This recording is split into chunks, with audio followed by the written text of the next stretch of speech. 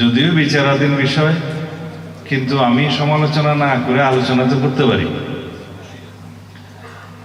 মানে আইনের দায়রার মধ্যে থেকে কথা বলতে চাচ্ছি। আলোচনা হয়েছে বিভিন্ন সমাবেশে, একটি রাজনৈতিক দলের পক্ষ থেকে একরকম আলোচনা, তাদের বন্ধু রাজনৈতিক দলের পক্ষ থেকে আরো একটি আলোচনা। বলা হয়েছে যারা জুলাই জাতীয় সনদ স্বীকার করে না, গণরায় মানে না, তারা প্রত্যাখ্যাত হবে ইত্যাদি ইত্যাদি, আবার রাজপথে যাবে। জুলাই জাতীয় সনদের প্রতি আমরা শতভাগ অঙ্গীকারাবদ্ধ। এটা রাজনৈতিক সমঝোতার দলিল, আমরা স্বাক্ষর করেছি। বরং যারা সমালোচনা করছে তারা স্বাক্ষর করেছে এই গত কয়েকদিন আগে নির্বাচনের পর। জাতীয় সনদের প্রত্যেকটি প্রস্তাব যেভাবে স্বাক্ষরিত হয়েছে, নোট অফ ডিসেন্ট সহ, আপনারা সেই কিতাবটি হাতে নিয়ে দেখবেন। ওখানে বলা আছে যারা নোট অফ ডিসেন্ট দিয়েছে যে সমস্ত দফায়, সেই সমস্ত রাজনৈতিক দল যদি নির্বাচনী ইশতেহারে উল্লেখপূর্বক জনগণের ম্যান্ডেট প্রাপ্ত হন, তাহলে তারা সেটা বাস্তবায়ন করতে পারবেন।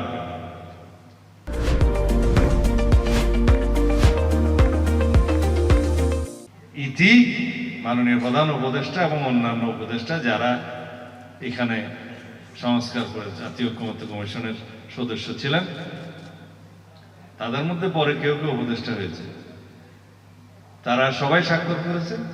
রাজনৈতিক দল সময়ের মধ্যে অধিকাংশ স্বাক্ষর করেছে। 4টি দল স্বাক্ষর করতে পারেননি বিভিন্ন কারণে, পরে তাদের মধ্যেও 2-1টি দল স্বাক্ষর করেছে। কিন্তু যারা বেশি সমালোচনা করছে তারা স্বাক্ষর করেন নাই। তারা নির্বাচনের পরে সুবিধা বুঝে তাও একটা নোক্তা লাগিয়ে সই করেছে। কিন্তু জুলাই জাতীয় সনদে নোক্তা লাগানোর কিছু নেই। ওটা যা আছে তা হয় সই করতে হবে, অথবা যদি রিজার্ভেশন থাকে সেটা তাদেরকে বলতে হবে এই কারণে আমরা সই করতে পারলাম না। একদিকে বলবে আমরা স্বাক্ষর করেছি, আর একদিকে বলবে আমরা স্বাক্ষর করেছি তবে বলেছে যে এটা আমরা ওই ধারাগুলো মানে না। তো অনেক কথা যারা বলে।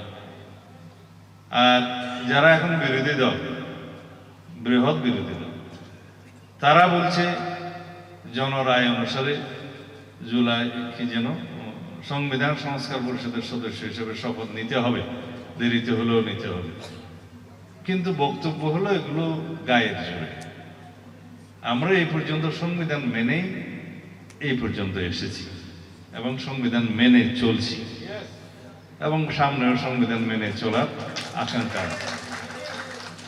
কিন্তু আমাদের বক্তব্য ছিল যদি গণভোটের রায়কে আমরা সম্মান দিতে চাই, জাতীয় সংসদে আগে যেতে হবে, সেখানে আলাপ আলোচনা করতে হবে, আইন প্রণয়ন করতে হবে, সংবিধানে সেটা অন্তর্ভুক্ত করতে হবে।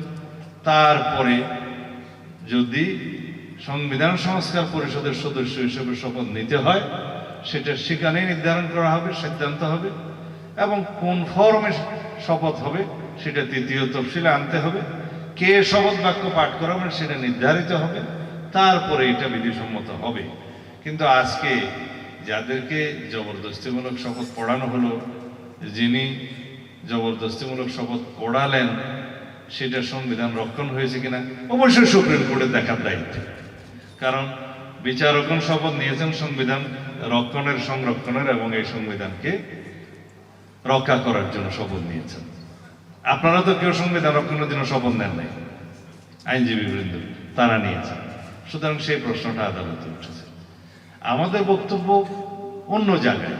আমরা তো জুলাই জাতীয় সনদকে অস্বীকার করি না। জুলাই জাতীয় সনদের প্রত্যেকটা শব্দকে, অক্ষরকে আমরা ধারণ করি, এবং আমরা সেটা প্রতিশ্রুতি দিয়েছি, জাতির কাছে অঙ্গীকারাবদ্ধ হয়েছি, আমরা সেটা বাস্তবায়ন করব। এমনকি সেই প্রতিশ্রুতির বাইরেও আমাদের নির্বাচনী ইশতেহার অনুসারে বিএনপি যে সমস্ত ইশতেহার প্রণয়ন করে জনগণের ম্যান্ডেট লাভ করেছে, সেই সমস্ত ইশতেহারও যা কিছু আছে তা আমরা বাস্তবায়ন করব। তার মধ্যে আমরা উপরাষ্ট্রপতির একটা বিধান করার জন্য আমরা করেছি, ইশতেহার উল্লেখ করেছি। তা আমাদেরকে সেটা জনগণ ম্যান্ডেট দিয়েছে, আমরা সেটা বাস্তবায়ন করবো। এরকম আরো অনেক কিছু আছে। শুধুমাত্র আমরা জুলাই জাতীয় সনদেই সীমাবদ্ধ থাকবো না। আমরা ইশতেহার উল্লেখপূর্বক যে সমস্ত বিষয়ে জনগণের ম্যান্ডেট প্রাপ্ত হয়েছে সকল কিছু আমরা অঙ্গীকারাবদ্ধ আমাদের প্রতিশ্রুতি আছে, আমরা সেটা বাস্তবায়ন করব। সুতরাং এখানে মিস ইন্টারপ্রিট করার কোনো সুযোগ নাই।